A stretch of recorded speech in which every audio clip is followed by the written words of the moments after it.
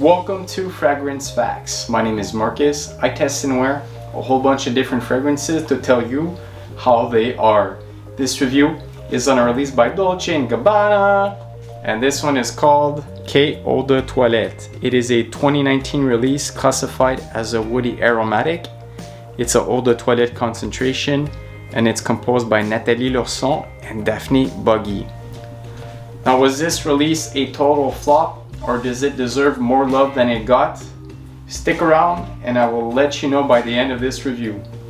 So what are the main highlighted notes in this fragrance? So the main highlighted note to my nose is going to be that fresh, clean shower gel DNA from the sage and the geranium. The second main highlighted note here is going to be the juniper berry, and I'm going to talk to you in more details about the juniper berry a bit later. And then you're going to get some secondary notes such as that clean, zesty vetiver and ambroxan woodiness.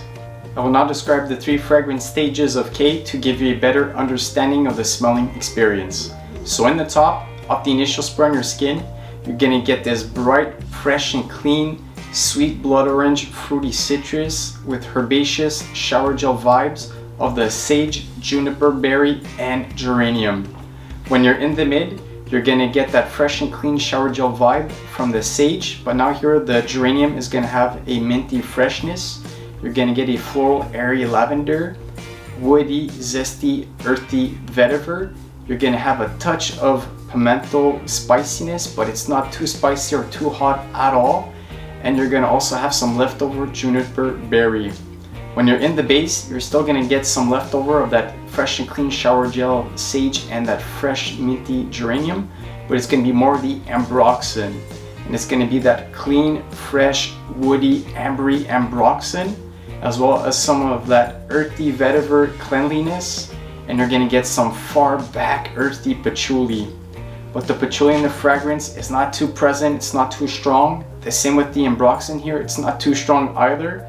So this fragrance here is going to be this fresh, clean, woody and shower gel DNA blue fragrance base scent. Let's go into the performance for Eau de Toilette. It's an arm's length projection at a moderate noticeable level, pushing towards other people for the first hour, and then from there it would quickly get closer to your skin. It was a skin scent at 4 hours, and I was able to detect this off of my skin up to 20 hours, but from that 4 to 20 hour mark it was a skin scent, and a pretty quick deep skin scent at that. In regards to the sillage scent whip trail, this was actually the best part of the performance. It was a moderate cloud surrounding me, noticeable for the first 2 hours, and then it got lowered, and I remember getting random whiffs of this one up to 10 hours. So I'd say the performance is between average to below average, and if you overspray, underspray, or spray in clothes, you might get a bit more, a bit less, but the performance for this one wasn't to my liking. During my testings and wearings, I got no compliments while wearing Eau de Toilette, but I think it's due to the performance because it doesn't reach out towards others. But when I did present this scent to people, to their nose, and asked their opinions, this actually got some nice scores. It didn't get bashed. It was between the 6 all the way up to 7.5 out of 10. There's nothing repulsive with this scent. It works. It does really work as a blue DNA fragrance scent, but I'll tell you what the problem is it's not a compliment magnet like other blue fragrances, and it's mostly the juniper berry. It just feels out of place. It feels like it doesn't fit in this composition with the other fragrance notes, and it just feels like it's not the right note that should be in this scent. So it's gonna be hard to explain more than this, guys, unless you put your nose on this, but to me, it just felt like this fragrance wasn't polished and that the juniper berry kind of like damaged the overall scent profile to me. And on top of it, there's so many better blue-based fragrance DNAs on the market that are mass appealing, compliment getters, way better performance. So there's so many things knocking K, but at the same time, if you smell this fragrance and you enjoy it, you're gonna like it and you're gonna get some probably nice results with it as well. But in my world, this just doesn't cut it, guys.